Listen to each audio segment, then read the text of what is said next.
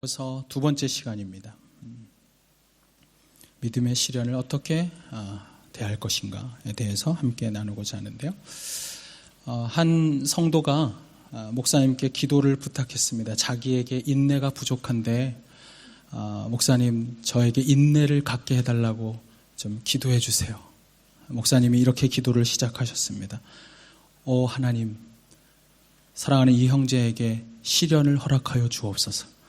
그러자 성도가 아니요 목사님, 옆구리를 콕콕 찌르면서 시련이 아니라 인내입니다, 인내. 그랬더니 그 목사님이 이렇게 대답했어요. 시련이 없이 어떻게 인내를 가질 수가 있습니까? 시련이 없는 인내는 없습니다. 여러분, 인생을 살면서 사람은 모두가 다 시련을 겪습니다. 시련이 없는 인생은 없습니다. 그런데 그런 시련 없는 인생 속에서 과연 얼마나 우리는 인내하고 그 시련을 통해서 하나님이 원하는 일들을 우리는 얼마나 이루면서 살아갈까? 인생의 여러 바람 속에 우리는 많은 시련의 바람을 맞고 그리고 우리는 그것을 이기고 견뎌야 할 때가 있습니다. 사람들에게는 시련이 있고 그리스도인이라고 예외가 아닙니다. 그래서 예수님께서는 그분을 따르는 당신의 제자들에게 이렇게 말했습니다. 너희가 세상에서는 환난을 당하나. 여러분, 세상에 있는 한 그리스도의 제자들은 환난을 당하게 되어 있습니다. 오늘 본문에서도 야고보 사도는 시련 때문에 흩어져 있었던 성도들에게 오히려 이렇게 말을 합니다. 내 형제들아, 너희가 여러 가지 시험을 당하거든 온전히 기쁘게 여기라. 야고보는 시험을 만나거든 그것을 피하라 라고 말하지 않았어요. 시련을 만나거든 그것을 피할 수 있도록 없어지게 해달라고 기도하라고도 말하지 않았어요. 오히려 시험을 온전히 기쁘게 여기라. 여러분, 시험을 만나면 우리는 이렇게 기도해야 합니다. 하나님, 그 시험을 기뻐할 수 있는 사람이 되게 해주십시오. 너무 어려운 얘기 아닌가요? 이것은 성숙한 믿음의 사람이 할 수 있는 말입니다. 그렇다면 우리가 시험을 만날 때, 시련을 만날 때 우리는 과연 어떻게 이런 성숙한 믿음의 고백이 가능한 그런 믿음의 태도를 가질 수가 있을까요? 시련에 대한 그리스도인의 올바른 삶의 태도, 그것은 무엇일까요? 첫 번째로 시련은 믿음의 삶을 가능하게 합니다. 저는 우리가 시험을 만날 때 제일 먼저 이것을 인식해야 한다고 생각해요. 시련은 나로 하여금 믿음의 삶을 살게 하는 것이구나. 오늘 본문 3절에 보면 이런 말씀이 있습니다. 우리 한번 3절을 같이 한번 읽어볼까요? 3절 시작. 이는 너희 믿음의 시련이 인내를 만들어내는 줄 너희가 알미라. 야고보가 자꾸 사도 야고보래요. 주님의 동생 야고보가 이 시련을 가리켜서 뭐라고 말했어요? 3절에 보니까 너희 무슨 시련? 믿음의 시련이라고 말했어요. 인생에 있는 수많은 시련이 그리스도인들에게 다가올 때 그것은 믿음의 시련이라는 사실입니다. 그런데 이 시련이 얼마나 많은지 2절에 보면 여러 가지 시험을 당하거든 이라고 말했어요. 이 여러 가지라는 말에 원래 헬라어 원어를 보면 그것은 이것입니다. 형형색색의 여러 색깔의 시험을 당하거든. 여러분, 인생을 살면 우리는 한 번도 똑같은 시련을 겪지 않습니다. 우리는 인생 속에서 늘 다른 시련을 만납니다. 누가 그러더라고요. 파도를 맞을 때 보면 파도의 색깔도 한 번도 같은 적이 없다. 여러분들 뉴질랜드 사니까 파도 타러 가보셨어요? 파도의 높이도 한 번도 같은 적이 없고 파도의 색깔도 같은 적이 없다. 재미있는 것은 이것입니다.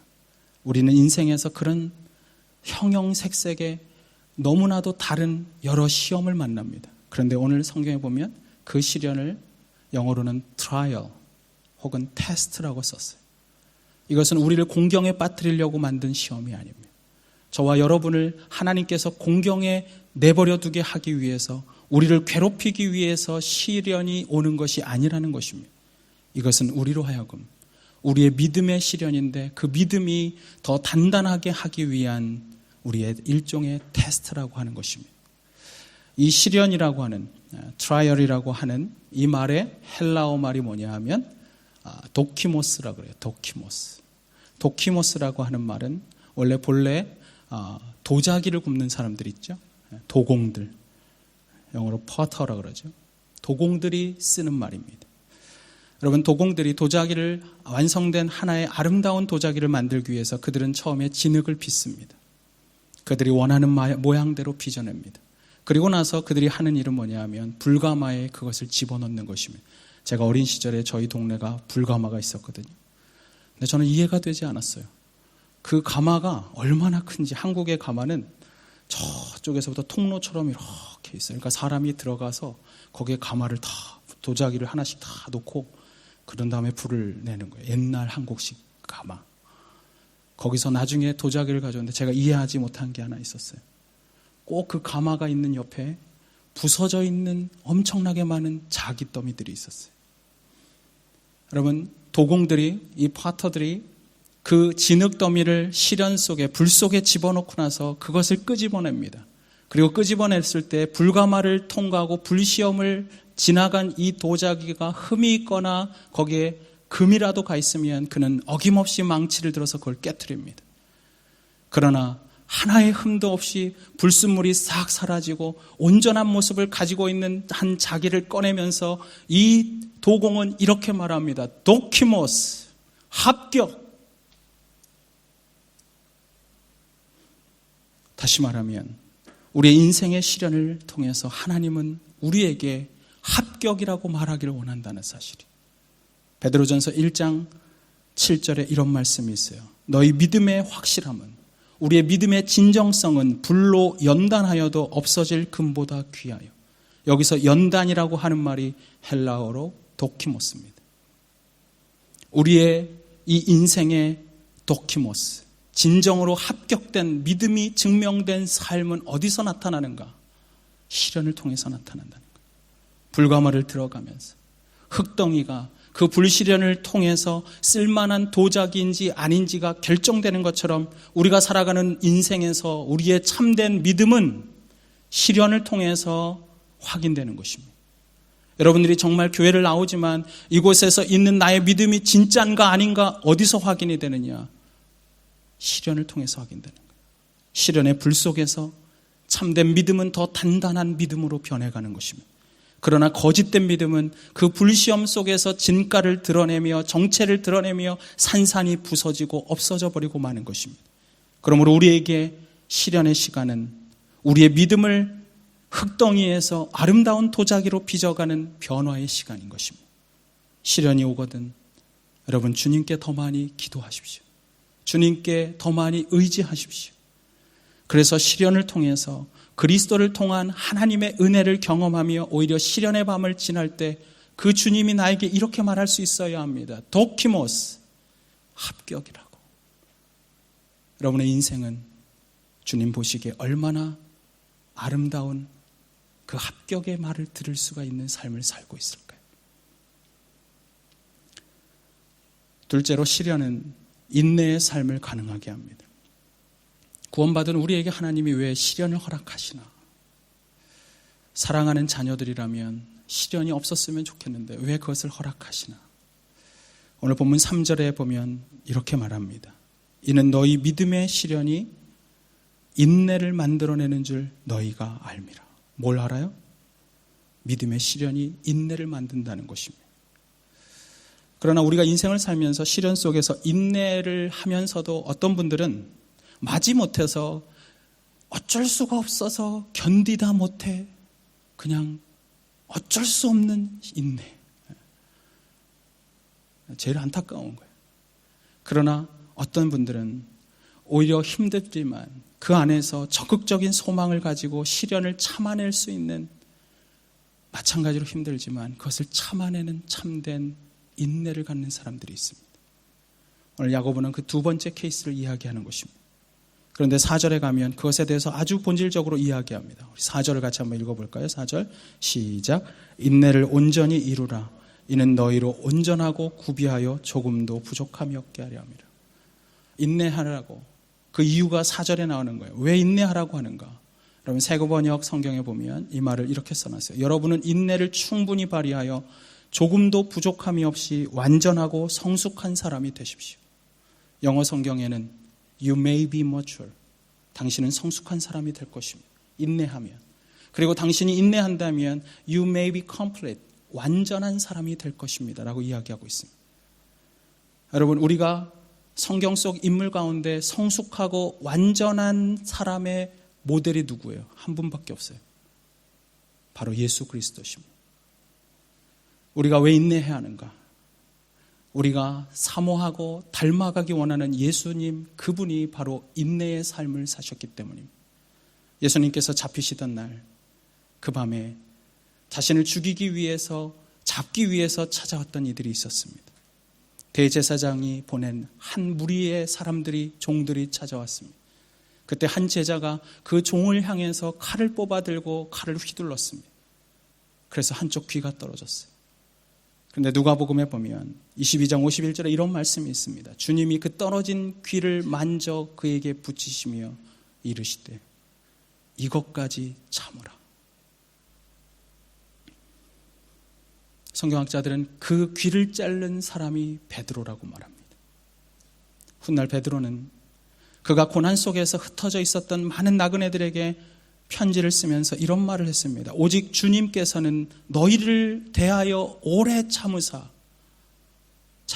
오래 참으셨다. 이유는 아무도 멸망하지 아니하고 다 회개하게 하기 위함이라고. 주님께서 억울하게 그날 밤 십자가에 끌려가시는 것을 바라보면서, 그리고 부끄러운 그 십자가를 참으시는 모습을 바라보면서도 그는 그 예수님에 대한 자신의 그 부족함을 바라보며 그분이 돌아가신 것을 보면서 그는 게네사렛 호숫가에 있었습니다. 그러나 다시 찾아오신 그 주님, 그분이 온 인류를 구원하기 위해서 십자가에서 자신을 참으시고 그 사람들을 참으시고 그리고 부활하셔서 자기를 배신한 자기조차 참아내는 그분의 인내를 바라보며 그는 흩어져 있는 고난받고 있는 성도들에게 이렇게 말하는 것입니다. 그분의 그 참으심으로 십자가에서 구원을 경험했다면, 그분의 그 참으심 때문에 당신에게 생명이 있고 그리스도의 제자가 됐다면 당신도 이제 참아야 하지 않겠냐고, 당신도 이제 인내해야 하지 않겠냐고. 오직 주께서는 너희들을 위하여 참으셨다고. 우리가 인내해야 될 이유는 인내를 통해 그리스도를 닮아가기 때문입니다. 시련은 인내하는 그 그리스도를 닮는 성숙의 시간인 것입니다. 제일 안타까운 게 있어요. 신앙생활 오래 했는데 인격이 주님을 닮지 않은 사람. 교회는 오래 다녔는데 그리스도를 향한 그분의 성품과는 너무나도 멀어져 있는 사람들을 볼 때 오늘 베드로가 그렇게 말하는 거예요. 그분은 너를 참았다. 옆 사람에게 이렇게 말하십시오. 시련 속에서 예수님을 닮아갑시다.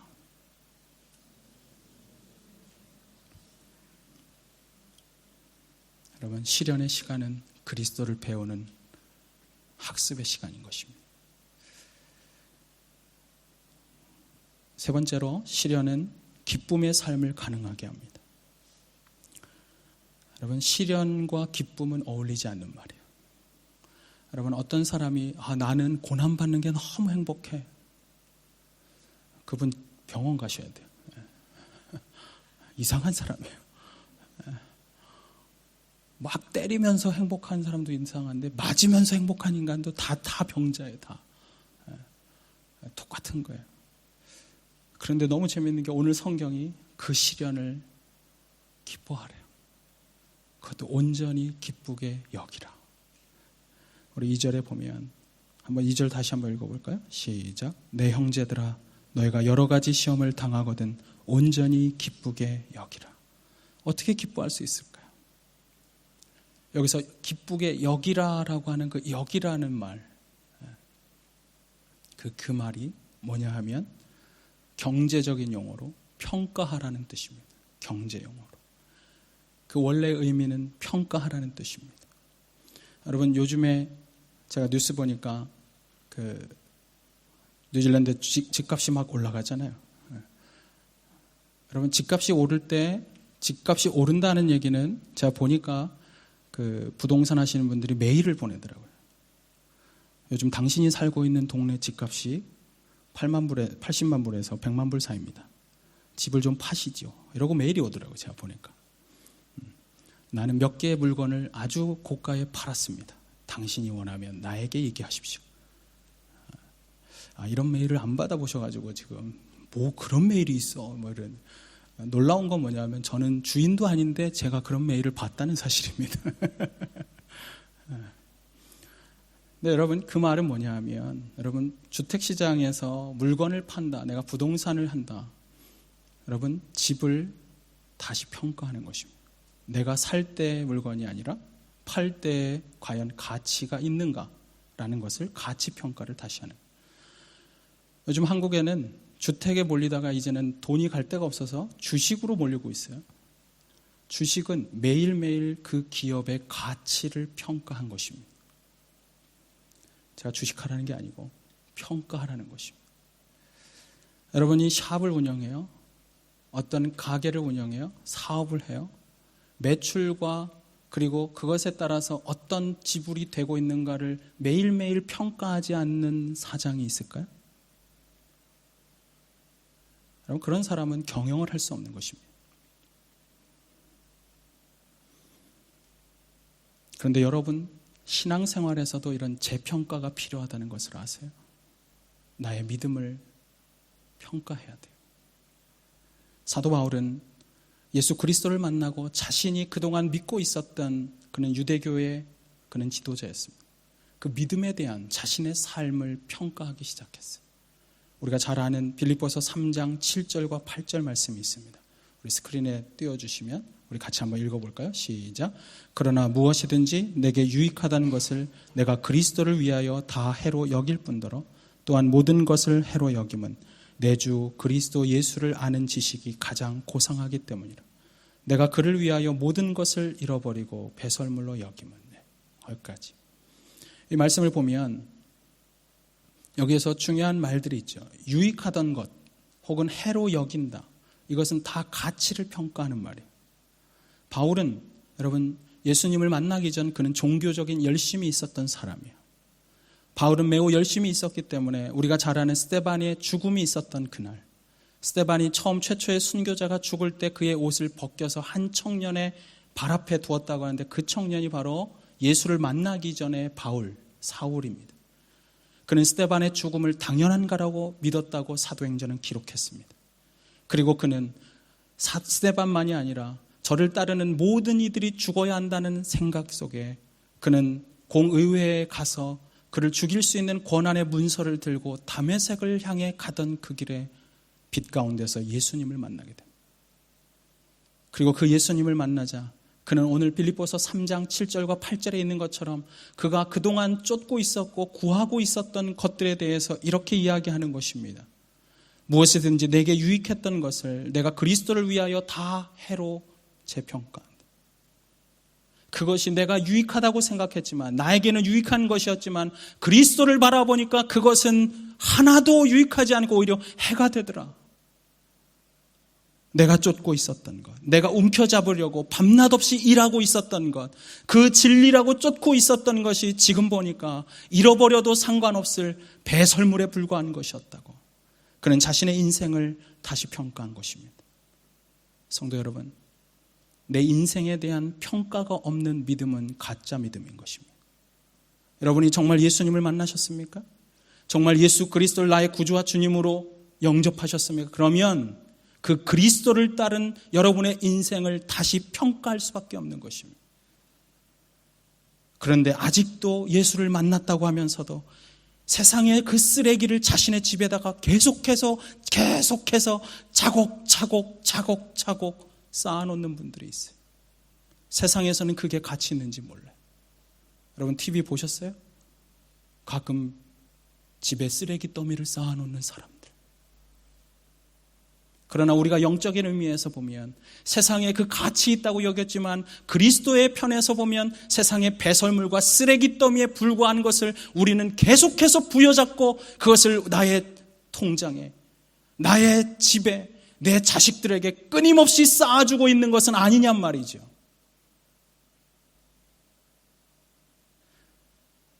믿음의 삶은 오늘 살아가는 내 삶에 대한 재평가를 요구하는 것입니다. 정말 믿음이 있다면, 그리고 그 평가를 가능하게 하는 것은 시련을 통해서만 가능한 거예요. 시련 속에서 진정한 믿음이 있다면 우리는 내 삶을 다시 돌아봅니다. 가장 안타까운 것은 이거예요. 시련을 만나놓고도 자기의 인생을 전혀 새롭게 보지 못하는 사람들. 저는 우리들에게 시련 속에서 믿음으로 인생을 바라볼 수 있는 새로운 하나님의 은혜가 임하게 되기를 바랍니다. 그런데 더 중요한 것은 이것입니다. 여기서 여기다의 더 중요한 의미는 주도하다라는 뜻이에요. 주도하다. 여기다의 헬라어가 헤게오마이라고 그래요. 헤게오마이. 여러분, 우리가 잘 아는 헤게모니, 어떤 소그룹을 이끌어가는 어떤 권력 혹은 힘, 그것을 가리켜서 패권, 주도권을 가리켜서 헤게모니라고 그러죠. 그 헤게모니 싸움을 하는 것입니다. 세상 사람들. 근데 이 헤게모니라는 말이 어디서 나왔냐? 바로 오늘 여기다라고 말하는 이 헤게오마이라는 단어에서 나온 말이에요. 독일어로 헤게모니, 영어로도 헤게모니. 다시 말하면 여기다라고 하는 말은 주도권을 가지라는 말이에요. 어떤 주도권입니까? 여러분, 인생을 살면서 아까 제가 설교하면서 말씀드렸지만 시련을 만나면 내 마음에 부정적인 마음이 들어요. 여러분, 요즘에 책이 있는데 베스트셀러는 아니고 그냥 심리학 상담 이런 책인데 이런 책이 있어요. 당신의 부정적인 생각이 부정적이지 않다. 여러분, 우리에게 부정적인 마음이 드는 게 당연한 거예요. 내가 아픈데 아프다는 아픔을 느껴야 돼요. 시련이 오고 고난이 오면 사람의 마음속에는 근심이 생기고 불안한 마음이 생기는 것이 당연한 것입니다. 원망이 생길 수도 있어요. 때로는 하나님에 대해서조차 분노할 수가 있어요. 인생을 살아가면서 너무나도 견딜 수 없는 정말 폭발할 것 같은 그런 감정들이 나를 지배하려고 할 때가 있어요. 그런데 오늘 야고보는 이렇게 말하는 거예요. 그렇게 수많은 감정들 속에서 당신의 마음을 주도해야 할 것은 기쁨이라고. 기쁨이 당신의 마음을 주도해 가야 한다고. 시련이 다가오면 우리는 감정적으로 결코 기뻐할 수 없는 마음입니다. 그러나 오늘 성경은 이렇게 말하는 것입니다. 의지적으로라도 믿음으로 그리스도를 바라본 자들은 그 믿음 때문에 기쁨을 주도하는 마음을 가지라고. 수많은 부정적인 생각들이 나를 점령하려고 할 때 오히려 우리는 그리스도의 말씀 앞에 나를 내려놓습니다. 수많은 나를 향한 어려움의 환경 앞에 나는 세상의 지혜가 아닌 하나님의 더 높은 지혜를 위하여 예배하며 기도하며 말씀 가운데 그분 앞에 서는 것입니다. 바로 그때 우리에게 알 수 없는 하나님의 소망의 빛이 조금씩 떠오르게 될 것입니다. 로마서 5장 3절과 4절에 보면 이런 말씀이 있어요. 우리가 환난 중에도 즐거워하나니. 환난 중에 왜 즐거워하는가? 그 위에 이렇게 써놨어요. 이는 환난은 인내를, 인내는 연단을, 연단은 소망을 이루는 줄을 알미라. 사도 바울이 로마서에 이 글을 쓰면서 마치 오늘 설교를 종합하는 듯한 말을 합니다. 환난이 있어도 즐거워한다. 왜냐하면 환난은 인내를 만들기 때문이라고. 그리고 그 인내는 연단을 만들기 때문이라고. 이 연단이 한국말은 너무 어려워요. 영어 성경에는 잘 써 있어요. proven character. 원어의 의미를 잘 살려놨어요. 원어의 의미는 이것입니다. 어느 날 하나님께서 시련을 통과하고 있는 한 성도를 바라보면서 이 시험을 통과하는 너의 믿음이 참으로 믿을만 하구나 라고 증명된 성품을 가진 사람. 중요한 거예요. 뒷말이에요. proven character. 하나님 앞에 시련은 우리의 믿음이 얼마나 진정성을 갖고 있는지를 증명한다고 말하는 것입니다. 뭘로 증명돼요? 여러분의 성품으로 증명이 돼요. 여러분의 인격으로 증명이 돼요. 내가 가진 믿음은 나의 인격의 증명이 되는 것입니다. 저는 여러분들이 여러분의 삶에서 믿음을 증명할 수 있는 캐릭터를 갖게 됐으면 좋겠어요. 나의 믿음의 진정성을 나타낼 수 있는 캐릭터, 인격, 성품, 그리스도의 성품. 그래서 뜨거운 불 속에서 달구어지고 그리고 그 대장장이의 모루 위에서 망치질을 당하고 있지만 그런 시련을 통과하면서 도키모스, 주님께 합격이라고 말할 수 있는 인격.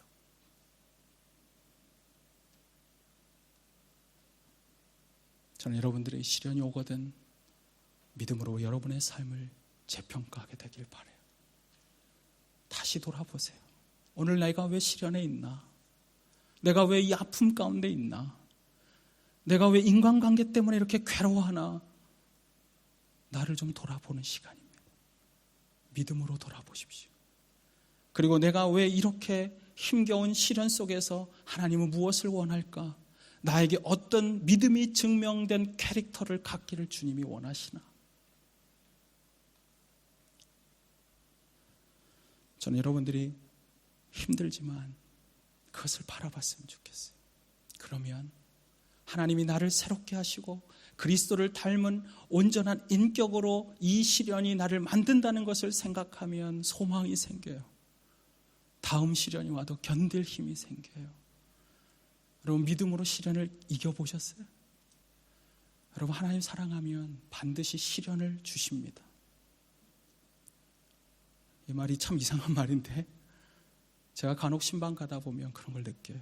하나님 너무나도 사랑하셔서 당신에게 아직 다시 이런 시련을 주신다고. 모양은 다르지만 하나님 원하는 것 하나라고.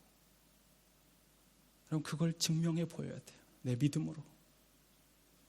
그런데 안 바뀌면, 그리고 적당히 넘어가면 주님은 또 다른 모양의 또 다른 색깔의 시련을 내 앞에 허락할 거예요. 이유는 단순해요. 내 믿음을 테스트하기 위해서. 더 좋은 믿음의 단계로 나아가야 되기 때문에, 그래서 더 좋은 그리스도를 닮은 인격을 만들어야 하기 때문에, 그리고 그 인격을 따라서 인생을 살아가는 기쁨을 누리고 시련 속에서도 오히려 감사를 고백하고 어려움 속에서도 하늘에서 하나님이 다시 부어주실 나로 하여금 아무것도 아닌 인생이지만 놀랍게 만드실 그것을 바라보는 것. 그래서 오늘 야고보는 여러 가지 시험을 당하거든 온전히 기쁘게 여기라고 말해요.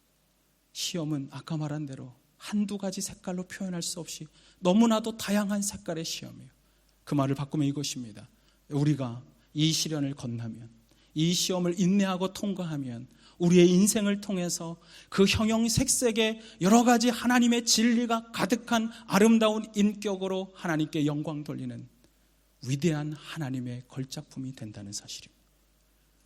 우리는 그날 그리스도의 인격이 담겨있는 더 아름답고 더 견고하고 더 성숙한 걸작품으로 주님을 노래하는 인생이 될 것입니다. 그래서 스페인 속담에 이런 말이 있어요. 너무 멋있는 말이에요. 뭐냐 하면 돌이 많은 시내가 더 아름다운 음악을 만든다. 누군가는 이런 책도 썼어요. 못생긴 나무가 산을 지킨다.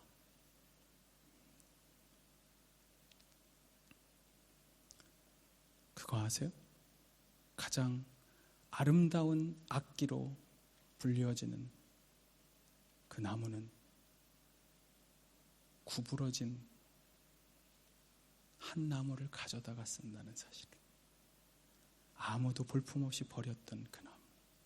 시련 속에서 견디고 견딘 그 포플러 나무, 휘어져 있는 나무를 사람들은 가져다가 가장 명품의 첼로를 만들어내는 것입니다.